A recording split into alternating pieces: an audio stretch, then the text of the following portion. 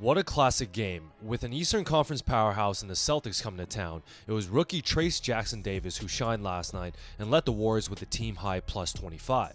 While fighting foul trouble, Steph Curry exploded in the fourth quarter and overtime, so I want to break down their brilliant 1-2 punch. So let's get to it. In the 2022 finals, Golden State infamously targeted Al Horford continuously in the drop coverage. Here on the off-ball pin-down screen by Looney, Jaylen Brown does not deny Steph, so he chooses to use the pick, knowing Looney's man and Horford would not come out to switch on off-ball screens and play a drop. With this defensive coverage and Brown trailing, Curry smartly curl cuts to get a momentary 2-on-1 advantage, and here he gets a decently tough teardrop to go.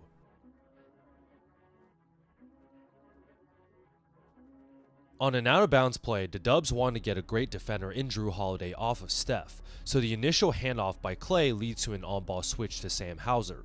Holiday's so focused on Steph, he loses focus for just a second on Jackson Davis' second screen, he forgets who is fading off-ball. That's all the space that is needed, and an amazing counter and swing pass by Curry to hit a wide-open Clay for the 3-ball. Golden State also famously drafted a bust in James Wiseman, but this year Mike Dunleavy decided to go with a 4-year college player who's ready to contribute right away, and boy did he come out last night. With Looney struggling again, Jaylen Brown has Bajensky up top in an ISO. With the rookie slightly forcing him to his left, JB makes a nice between the legs crossover and gets dribble penetration, but at the last second it was Trayce Jackson-Davis coming over from the weak side for the correct rotation off a non-shooter in Horford. Look at the timing of this beautiful block with his left hand and pins it against the backboard and even gets the rebound. What a play. With a team high plus 25 last night, TJD wanted to keep targeting the old ass Al Horford.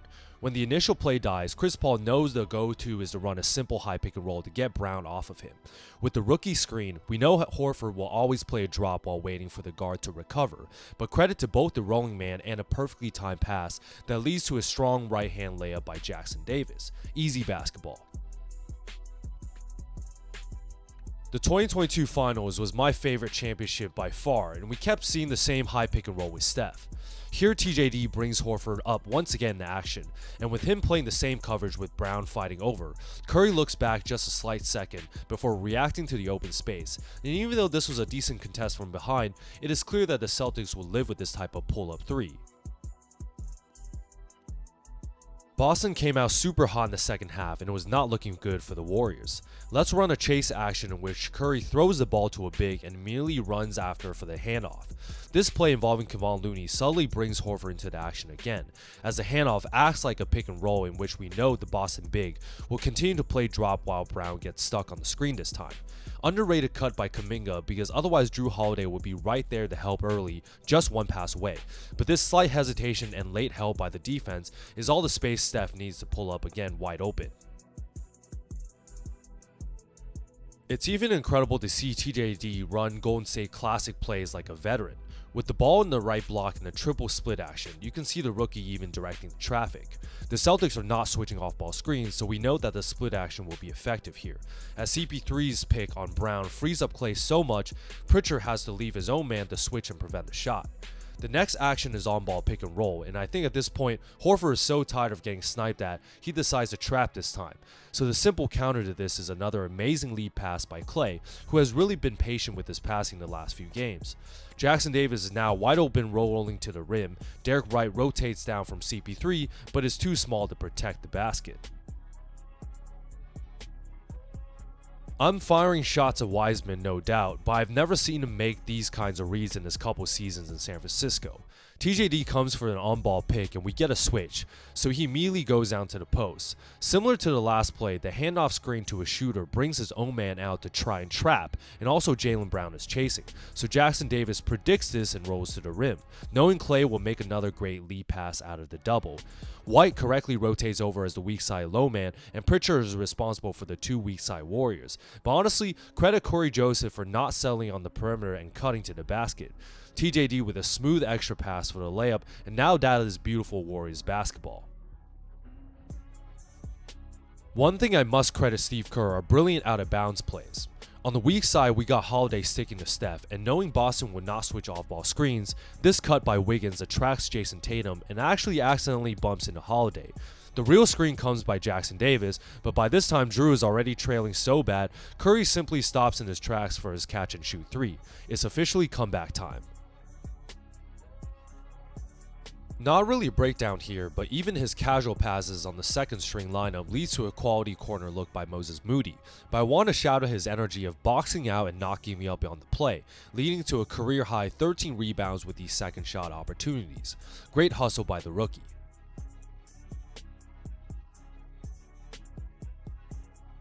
With Golden State breathing air late in clutch time, this play showed the brilliance of Steph Curry's playmaking. With TJD and Klay coming for the double screen, Boston chooses to ice this towards the sideline. Underrated one dribble, then immediately behind the back dribble that not only tricks Holiday, but allows Steph to actually use the screen and force a switch onto Derek White. With Drew's focus on Curry's shot making, he forgets a second time who he was actually supposed to switch off of and makes a terrible mistake by helping off in doubles. Steph reads his coverage for a kick-out three to a wide-open Splash Brother. Big-time shot. Could not believe Curry was in foul trouble pretty much the whole game, but playing with 5 fouls, he chooses to run the play that won him a championship in 2022. Jackson Davis comes for the high pick, and the Celtics ice this towards the sideline. This is an underrated counter, but with the ice coverage, one way for the offense to counter is to reset the screen perpendicularly towards the sideline. So this way, when Steph is forced to go left, he is still using the pick as he knows Horford is in another drop. For literally the rest of the human population, this might actually not be called a drop coverage, but for the greatest shooter ever, it simply is, because it's nothing but net for a one dribble bomb all the way from Napa Valley. This game was a classic, man. Flip screen by Chris Paul, and now Horford is probably sick and tired of this shit. No longer a drop, but instead goes up high for the on-ball switch. Now Steph's got the matchup he wants, but with Derek White helping one pass away, you can see Steph telling CP3 to get out of there and bring his man with him, allowing Steph to counter the on-ball switch by abusing the mismatch and isolating. Horford is forcing him to his right, and it's a bad mistake, so his one dribble step back three for the tie. What a shot. With both the Warriors and Celtics missing shots for the win, we go into a crucial overtime.